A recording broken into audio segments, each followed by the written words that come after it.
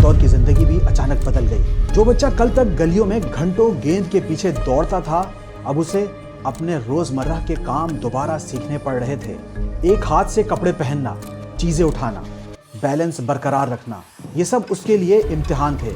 लेकिन सबसे बड़ा दर्द जिस्म का नहीं था, बल्कि उस ख्वाब का था जिसे वो बचपन से अपने दिल में लिए फिर रहा था, फुटबॉल। क्या अब वो सिर्फ एक याद बनकर रह जाएगा? कई हफ्तों तक वो मैदान से दूर रहा, वही मैदान जहां कभी उसकी हंसी गूंजती थी। अब वहां दूसरे बच्चे खेल रहे थे और वो सिर्फ दूर से देख सकता था। लेकिन तारीख हमें एक दिलचस्प बात बताती है, बड़े लोग अक्सर उस वक्त नहीं पहचाने जाते जब वो कामयाब होते हैं, बल्कि उस वक्त जब वो हार मानने से इनकार कर देते हैं। हेक्टोर ने भी यही किया।